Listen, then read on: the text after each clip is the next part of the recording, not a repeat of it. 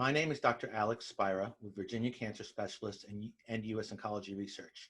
We're here today with eCancer with my guests, Dr. Benjamin Besse, Dr. Michael Thomas, and Dr. Antonio Passaro to talk about exon 20 insertions in non-small cell lung cancer. This has been a very difficult area because while we've known about them for many years, there have been no drugs that have targeted this mutation. That being said, there has been a lot of data with new drug development specifically targeting EGFR exon 20 insertions. This year at ESMO, there was an update on a lot of this data, and we're going to be focusing on that today. Dr. Besse, do you want to talk a little bit about the history of this and why it's so important and some of the challenges we faced in the past? So exon 20 insertion has been very difficult to target so far. When we talk about exon 20, we refer to two main categories of genes. EGFR exon 20, where the usual drugs, the classical inhibitors, first, second, or third generation, are poorly active, and the exon 20 of HER2, where it's completely difficult of the amplification we can find in the breast cancer. Both are quite rare, between 1 and 2% of non-small cell lung cancer. Both are related to light or never smoking. And then all the usual TKI have been tested without success, but there is clearly a new wave of treatment now for these two alterations.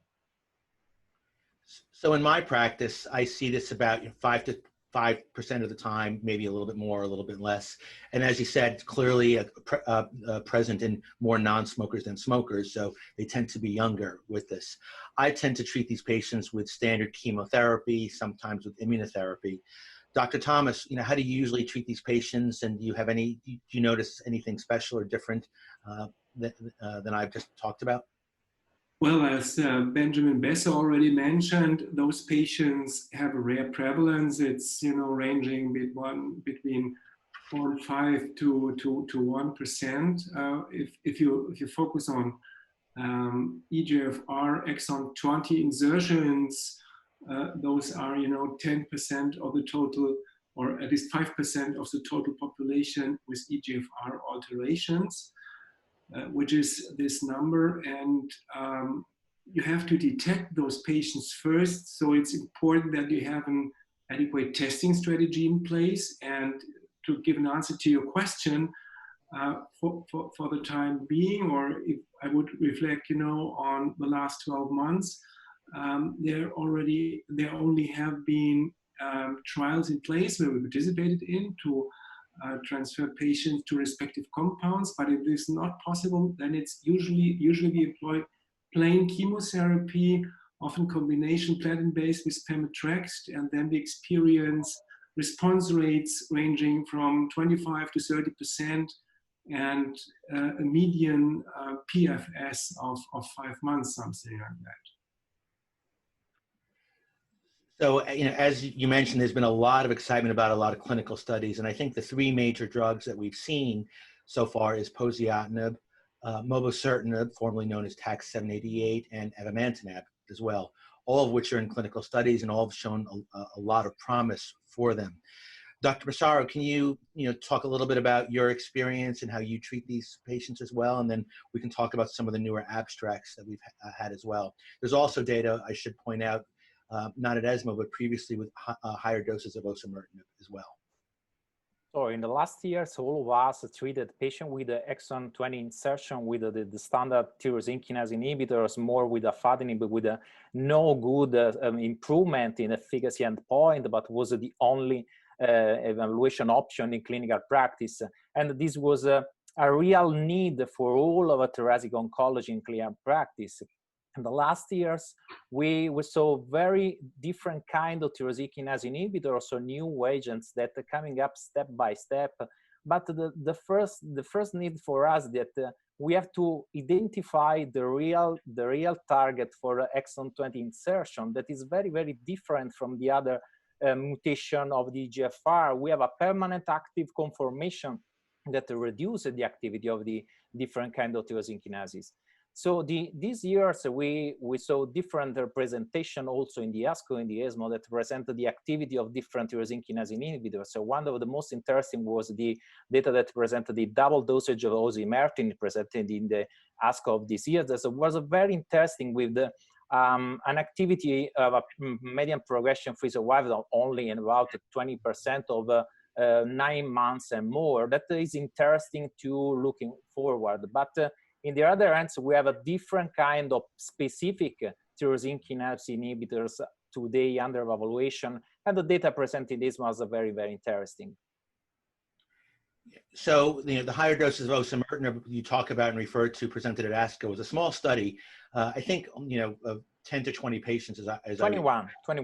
Thank you. So small number of patients.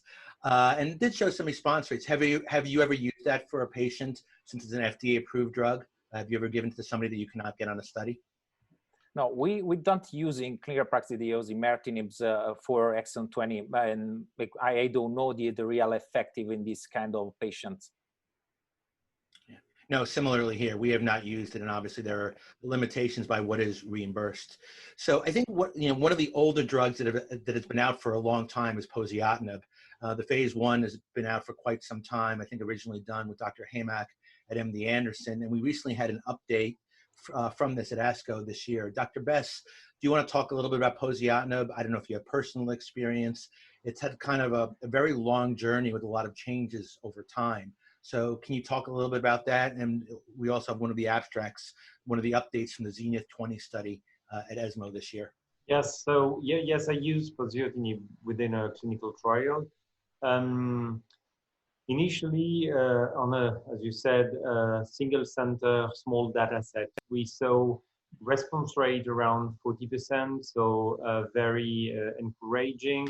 Some degrees of toxicities, but it's always the same. When it's a highly trained center, management of the toxicities is quite aggressive, and it's the same for the phase 1.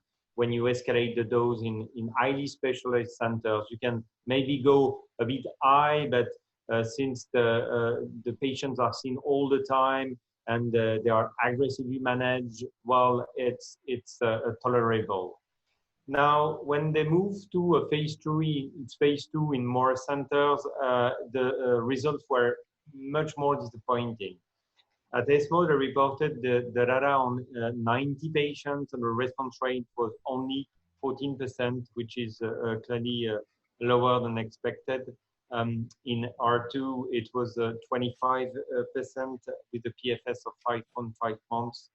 And clearly, one of the main issues is the grade 3/4 toxicities. In the report at ESMO, it was 26% diarrhea grade 3/4.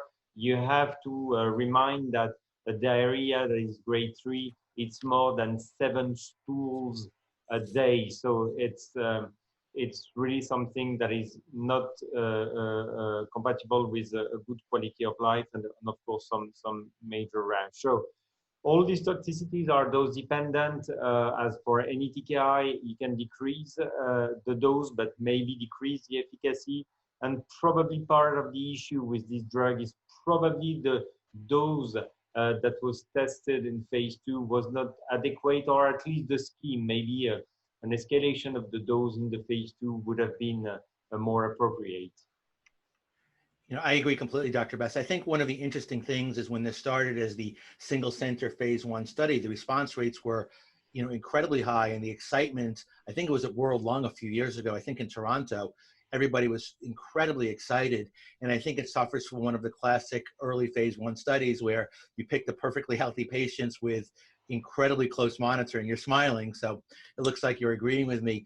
Do you think, this is an old drug. So this is an old drug that was taken off the shelf and repurposed. Do you think it's because the drug is, less effective over time, or do you think it's the toxicity that's limiting how much we can give, and that's more of an issue, or we can't tell?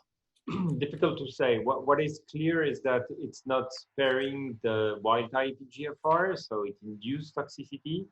What we know, because it's all the TKIs are for EGFR have the same toxicity because it's class toxicity. We know that, for example, a drug like erlotinib that is not at all active in exon 20 insertions can be used at 150. This is the standard dose, and this is the dose you used when you start. But we have done some phase 2 and some phase 3, where in patients that are chronically exposed to this dose, you can escalate up to 300, which is much more than the maximal tolerated dose that was found in phase 1. It's really tricky with the EGFR inhibitor. It's clear that when the patients are exposed chronically, you can escalate more safely the dose. So I think I think the drug is clearly active. It has shown that, but maybe because of this dose reduction, we have not found the perfect balance between efficacy and toxicity. You know, and it's interesting because right now that study's been going on for quite some time, and now they're re-exploring BID dosing. So I think what we're seeing is just a classic. It's going to be tough to come up with an optimal dose. You know, moving on, I think to the next one, you know, Dr. Thomas, there's also been updates regarding what used to be TAC-788 that I think was given the name of mobocertinib earlier in the year. And that was specifically designed to target EGFR exon 20. Can you talk a little bit about that? Yeah, we got aware of mobocertinib already last ASCO, last year.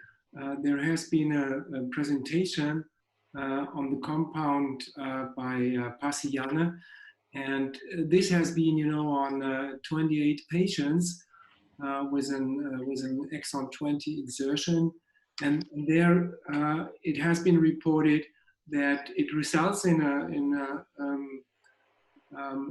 response rate which is mattering, which is 43%, which has been 43%. And patients experience progression-free survival of 7.3 months. And again, here, the toxicity that had to be dealt with has been diarrhea as well. So there has been a reporting, at least in the updated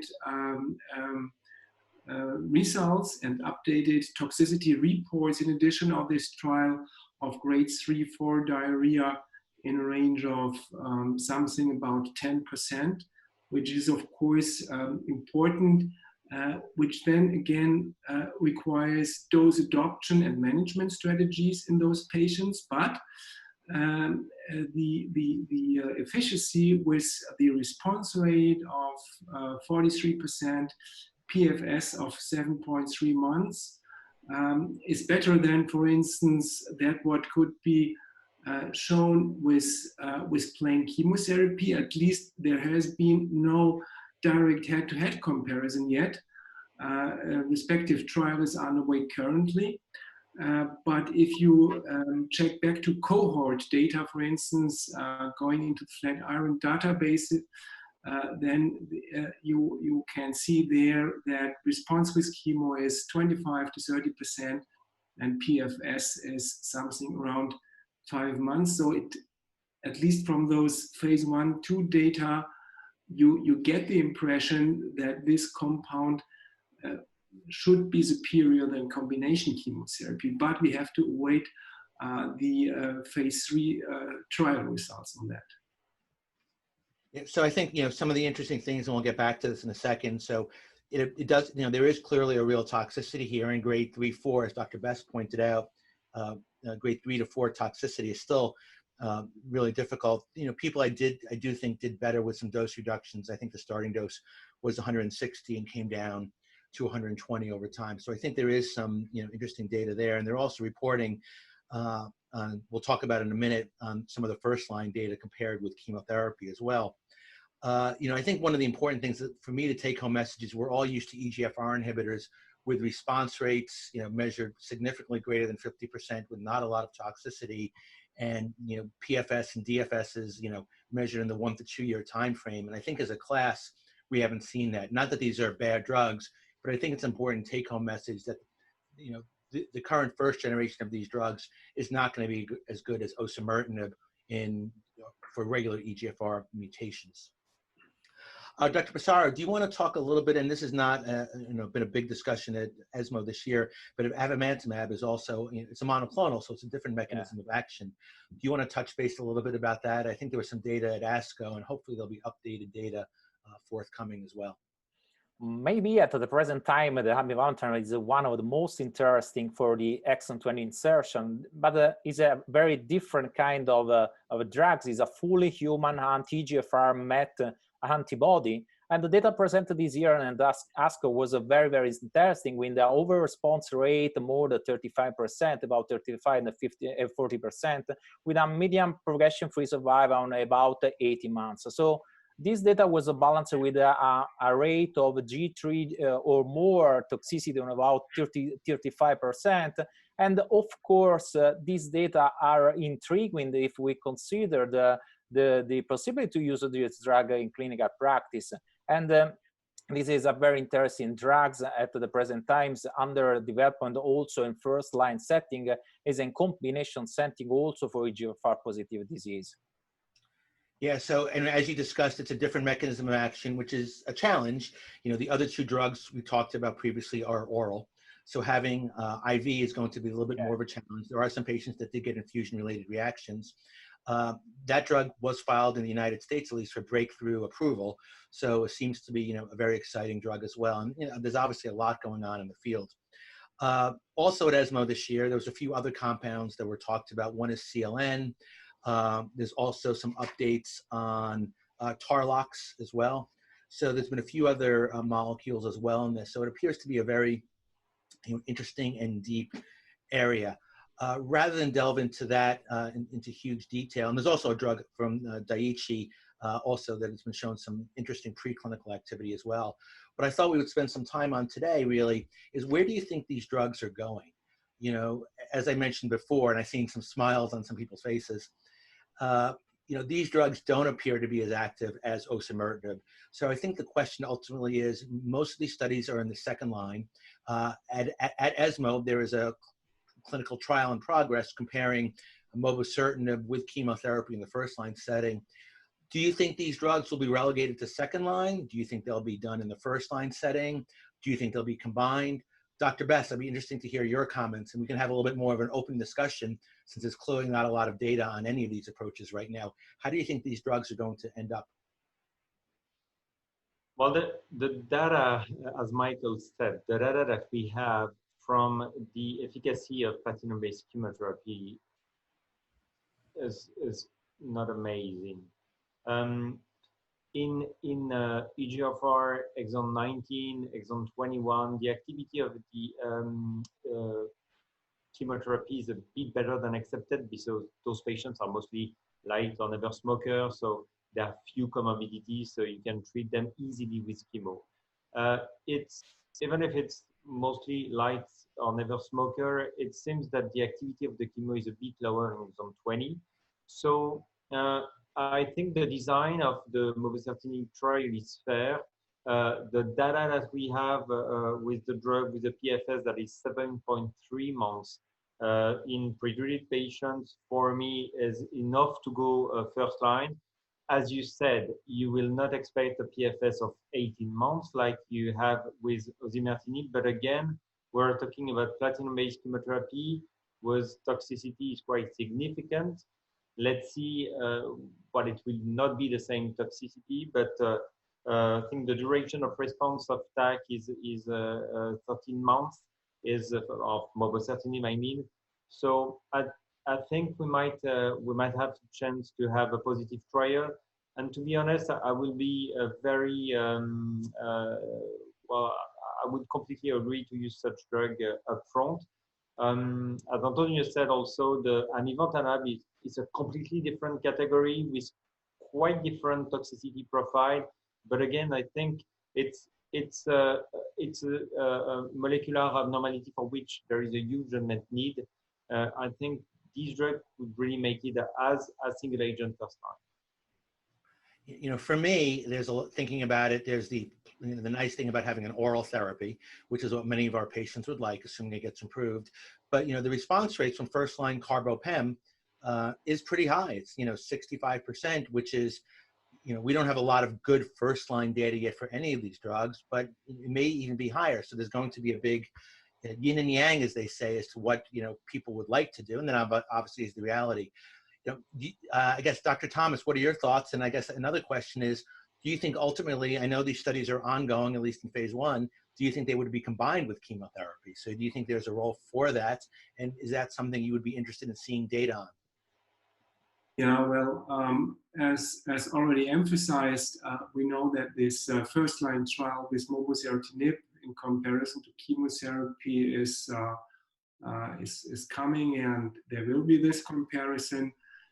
I would agree to Benjamin that it's a worthwhile comparison strategy. I would expect that there is a superiority of this oral compound. With respect to your question, to combine such a type of TKI with chemo, I don't know if this is a good idea, because we see the side effects with diarrhea, grade 3-4, you know, ranging in this 10% range. And if you employ chemo here, in addition, you would have to concisely do the dose reduction. If diarrhea is experienced and you have neutropenia, then you have a breakdown of the mucosal barrier. Patients might be prone to infection. So here I would really have concerns to do here a combination strategy. With respect to this TKI, I think then there should be different opportunities, different strategies, if combination is considered.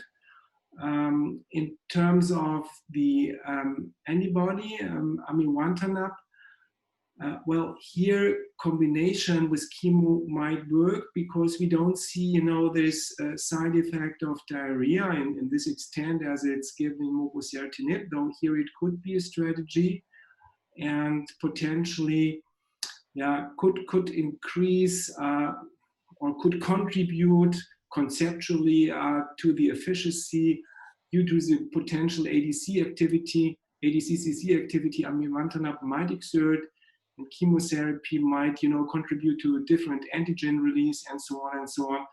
So here it could be a strategy to go into this direction, though so far from my side to this question. Dr. Passaro, do you have any thoughts? Would you like to see this in first line, second line? How do you think this is all going to play out? I mean, it's interesting because a lot of it is also going to be dependent upon how these drugs get approved.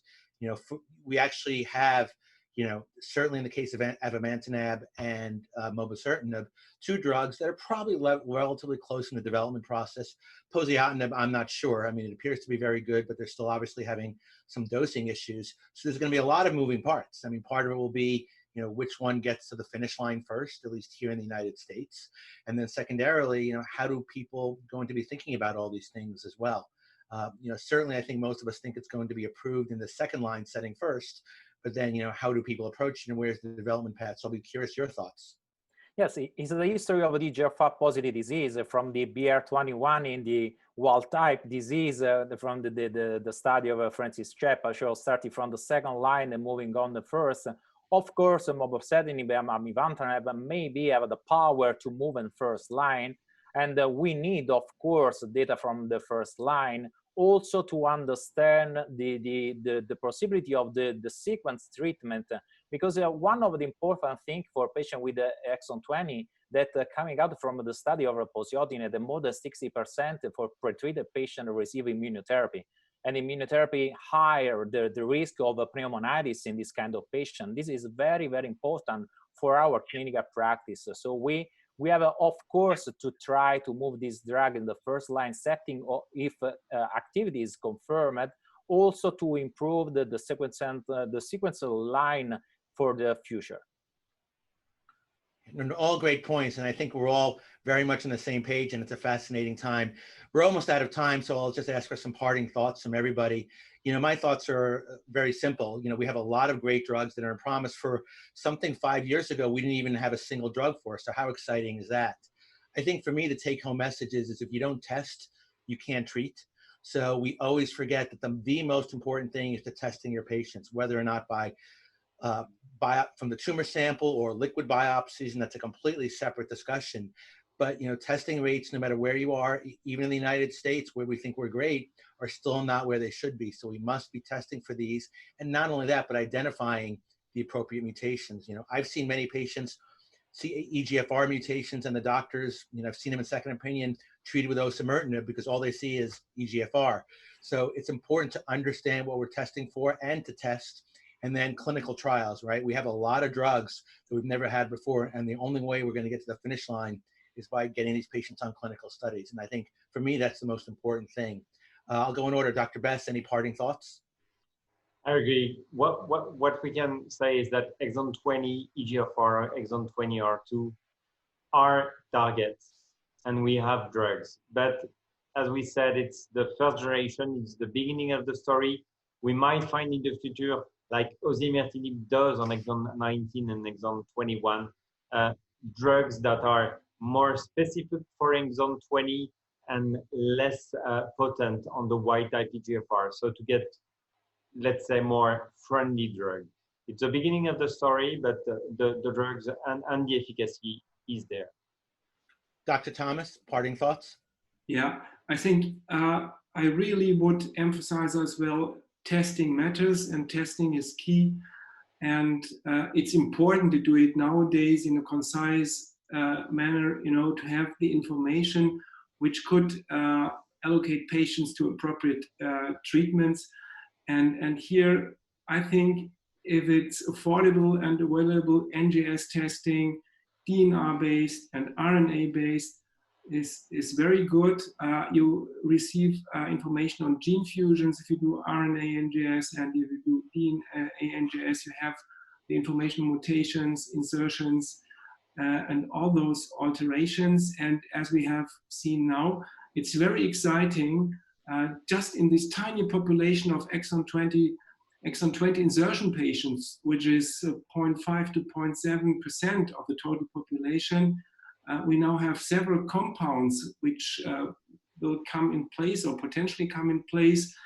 And I think, the next steps then is to better understand, for instance, microenvironment properties, sequencing strategies, or combination strategies. And this will be a very exciting field and a very exciting avenue in the next 5 to 10 years, which we will see in thoracic oncology and particularly in those, genetically driven disease. Dr. Passaro, any thoughts? So I think that we are need to crack the target. We have a very different kind of agents, but we need to test our patients. So this is the same indication for patients with uncommon mutation EGFR that in the last years increased the rate in our clinical practice only because we use NGS analysis or better testing analysis. So we have to test our patient, and of course we have to enroll our patient in a clinical trial. This is the time for all of us to improve the rate in clinical trial of our patient, for improved efficacy and the quality of life of our patient. Now, you said it best, and I think I'll just end with test and put patients on clinical studies. Those are the best things we can all do, and if that's the only take-home message we get to our audience, I think that's a great thing. So on behalf of Dr. Besse, Dr. Thomas, Dr. Passaro, I'm Dr. Alex Spira, and thank you to our friends at eCancer for this presentation.